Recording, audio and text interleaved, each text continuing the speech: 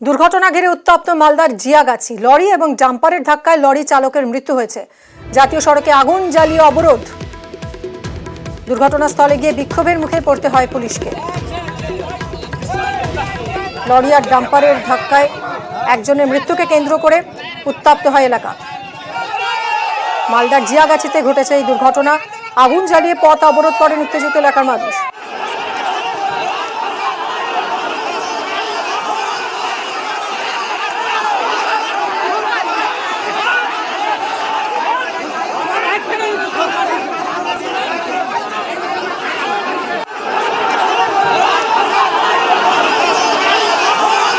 সেবক আমাদের প্রতিনিধির সঙ্গে কথা বলবো। সেবক, যথেষ্ট উত্তপ্ত হয়ে উঠেছিল পরিস্থিতি, কিভাবে ঘটলো দুর্ঘটনা আর কেন এইরকম পরিস্থিতি হলো, কেন এই বিক্ষোভ, কি দাবি করছেন এলাকার মানুষ?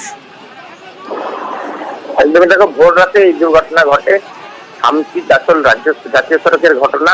রাস্তার পাশে দাঁড়িয়ে থাকা ডাম্পারে একটি লরি হাইবোঝাই লরি ধাক্কা মারে এবং এই ঘটনার পর আশঙ্কাজনক খালাসি তাকে স্থানীয়রা উদ্ধার করেন, কিন্তু লরি চালক তিনি গাড়ির মধ্যেই আটকে থাকেন। পরে মৃত অবস্থায় উদ্ধার হন। এই ঘটনাকে কেন্দ্র করেই ক্ষোভ ছড়ায়, কারণ পুলিশ এবং দমকলকে খবর দেওয়ার কিছুক্ষণ পরে সকালে তাদের ওই গাড়িতে আটকে থাকা অবস্থায় লরি চালককে মৃত অবস্থায় উদ্ধার করা হয়। এরপরে পুলিশের ভূমিকা নিয়ে সরব হন স্থানীয় বাসিন্দারা। চাচল থানার পুলিশ ঘটনাস্থলে গেলে তারা ক্ষোভের মুখে পড়ে। শুধু ক্ষোভ নয়, কার্যত হেনস্থা করা হয় পুলিশকে ঘিরে রোজ দেখা যায় সাধারণ মানুষের। দীর্ঘক্ষণ জাতীয় সড়ক বন্ধ থাকে। এরপর বাড়তি পুলিশ বাহিনী গিয়ে পরিস্থিতি নিয়ন্ত্রণে আনে এবং যান চলাচল আবার স্বাভাবিক হয় এবং পুলিশের ভূমিকাতেই কিন্তু স্থানীয় মানুষের ক্ষোভ এবং যার জেরেই কিন্তু উত্তেজনা আরো ব্যাপক আকার নেয়। সেবক, এই অবরোধ কি এখন উঠে গেছে? যান চলাচল আবার শুরু হয়েছে? জাতীয় সড়ক অত্যন্ত গুরুত্বপূর্ণ একটা জায়গা। একদমই দেখো, ব্যাপক যানজট তৈরি হয়। তারা দীর্ঘ কয়েক ঘন্টা ধরে অবরোধ বিক্ষোভ। ভোর রাতে অ্যাক্সিডেন্ট দুর্ঘটনার পর থেকেই বিক্ষোভ শুরু হয় এবং তা কিন্তু বেলা পর্যন্ত চলে। সকালের দিকে সকাল 8টা সাড়ে 8টা নাগাদ সেখানে বিক্ষোভ উঠে পুলিশের পাশে পুলিশ বাহিনী গিয়ে রাস্তা অবরোধ মুক্ত করে যান চলাচল আবার স্বাভাবিক করে, কিন্তু তার আগে যথেষ্ট উত্তেজনা ছড়ায় এবং ক্ষোভের মুখে পড়ে পুলিশ। ধন্যবাদ সেবক। আমরা শুনবো বিক্ষোভকারীদের বক্তব্য। একটি ট্রাক স্পিড গতিতে এসে ডাম্পারের সঙ্গে ধাক্কা দেয়। খালাসি মানে তৎক্ষণাৎই একবারে সিরিয়াস অবস্থার মধ্যেই ছিল, সে ডেথ করে গেছে। যথেষ্ট সহযোগিতা করছিল, কিন্তু এখন কোথায় এই ঘটনাটা? এই চানুয়া দামাইপুর বাইপাসে টার্লিংয়ের মোড়ে। কটা নাগাদ এই ঘটনা? রাত 2টা নাগাদ। গোটা ঘটনায় কি বলছে পুলিশ? ইলেকট্রিক কাটার আমি নিয়ে এসেছি, কিন্তু ওটাকে বার করতে পারছি না। একজনকে আমি হসপিটালাইজ করেছি, একজনকে চাচল হসপিটালাইজ করেছি। হ্যাঁ, এবার এটাকে বার করতে পারছি না, কোনোভাবে বার করতে পারছি না। এখনো চেষ্টা চলছে ওকে যাতে বের করা যায়। ঢুকে আছে, তো তারপরেও যে এরকম পুলিশের উপরে হামলা। কারা করছে এই হামলা? পাবলিক? পাবলিক স্যার, তাহলে ভোর যারা পুলিশ কি করলো এই প্রশ্ন তুলছে পাবলিক। পুলিশ বিভিন্নভাবে গ্যাস কাটার হসপিটালকে ফোন করেছি যে আপনারা এখানে প্রাথমিক ট্রিটমেন্টটা দিন। ডিওমের স্যারকে ফোন করেছি, আমি দুখানে ট্রেন নিয়ে গিয়েছি, গ্যাস কাটার নিয়ে এসে এখনো চেষ্টা করছি। আরও একটা মর্মান্তিক দুর্ঘটনার খবর জানাই। মেদিনীপুরে আগুনে পুড়ে শিশুর মৃত্যু হয়েছে। গভীর রাতে মেদিনীপুরের গেট বাজারে আগুন লাগে, একাধিক দোকানে আগুন ছড়িয়ে পড়ে। আগুনের জেরে গ্যাস সিলিন্ডার বিস্ফোরণ এবং সিলিন্ডার ফেটে এক শিশুর মৃত্যুর খবর পাওয়া যাচ্ছে। শোভন আমাদের প্রতিনিধি রয়েছেন। শোভন, অত্যন্ত মর্মান্তিক, কি হয়েছিল? একদম দেখো, খুবই মর্মান্তিক দুর্ঘটনা যেটা ঘটেছিল গতকাল রাত্রি প্রায় 3টে সাড়ে 3টে নাগাদ মেদিনীপুর শহরের গেটবাজার এলাকায় একটি মিষ্টির দোকানে শর্ট সার্কিট থেকে আগুন লাগে বলে জানা যাচ্ছে এবং সেই আগুন ছড়িয়ে পড়ে পাশাপাশি বেশ কয়েকটি দোকানে এবং সেই দোকানগুলির পেছনে একটি পরিবারের বসবাস। এই আগুন দেখে যখন সেই পরিবারের লোকেরা ছুটে বাইরে বেরিয়ে আসছিল, তখনই কিন্তু মিষ্টি দোকানে থাকা একটি গ্যাস সিলিন্ডার থেকে সেই সিলিন্ডারের অংশ একটি 8 বছরের বাচ্চাকে গিয়ে লাগে এবং খুবই আশঙ্কাজনক অবস্থায় তাকে সেখান থেকে উদ্ধার করে মেদিনীপুর মেডিকেলে নিয়ে যাওয়া হয়, কিন্তু সেখানে চিকিৎসকেরা ওই বালককে মৃত বলে ঘোষণা করে।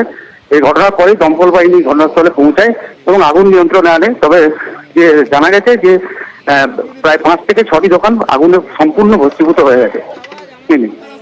শোভন, আগুন লাগার কারণ কিছু বোঝা যাচ্ছে? যেটা জানা যাচ্ছে দমকল বিভাগের সূত্রে যেটা জানা যাচ্ছে যে মিষ্টির দোকানটি ছিল সেই মিষ্টির দোকানে কোনোভাবে ইলেকট্রিকের শর্ট সার্কিট থেকেই আগুনটি লেগেছে বলে প্রাথমিক অনুমান। এবং পাশাপাশি যে দোকানগুলি ছিল সেগুলি কাঠের তৈরি মানে বাঁশের তৈরি ছিল, সে কারণে আগুন দ্রুত ছড়িয়ে পড়ে পাশাপাশি দোকানগুলিতে। শোভন, ধন্যবাদ। দাদুর হাতে লেগেছে, আমার ভাইয়ের গায়ে লেগে গেল গো, ভাইটা পড়েছে আর কথা বলতে পারেনি। ওই আগুন ধরে গেছিল, কোনো দুর্ঘটনা এসে বাচ্চাটার গায়ে পড়ে গেছে আর কি। সকাল 3:30 ধরুন, 3:30 4টা ধরুন, পাড়ার লোক যারা আগে দেখেছে চেঁচাচ্ছে, আমাদের উঠতে উঠতে বাচ্চা মানুষ ঘুমের ঘর কাটেনি, কোন রকম টেনে টেনে এনেছি, আস্তে আস্তে গায়ে পড়ে গেছে ওই গ্যাসটা বাস্ট হয়ে।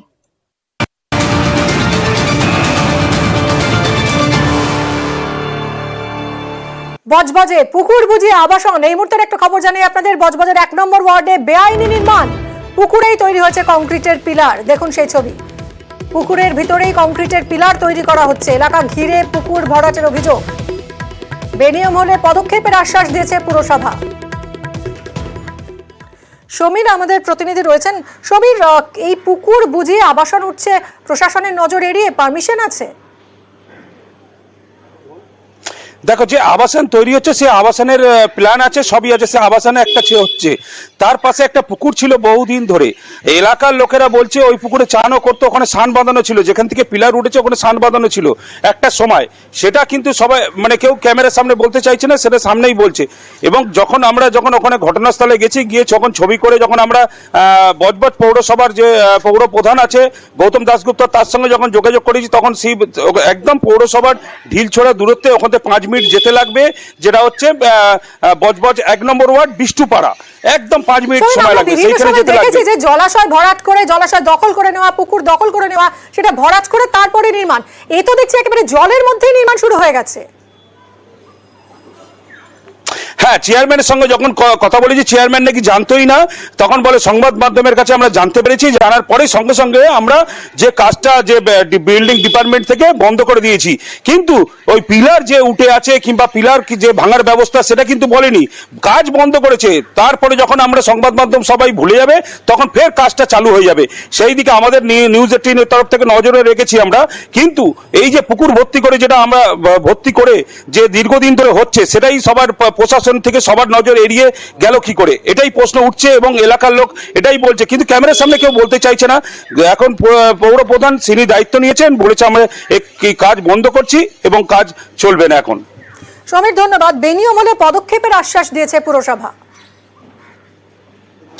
বড় বাউন্ডারি দেওয়ার জায়গা, তার ভিতরে একটা ছোট পুকুরও ছিল, কলকাতার প্রমোটার দিয়ে তাদের সাথে এগ্রিমেন্ট করে বা বিল্ডিং প্ল্যান স্যাংশন করি করছে। কিন্তু যদি সেখানে বেআইনি কিছু হয়, যদি দেখা যায় যে সেই পুকুরের কিছু ভরাট করে কোনো অংশে কিছু করছে, প্ল্যানের বাইরে কিছু হচ্ছে, বন্ধ করে দেওয়া হবে। বেআইনি কিছু হয় বন্ধ করে দেওয়া হবে।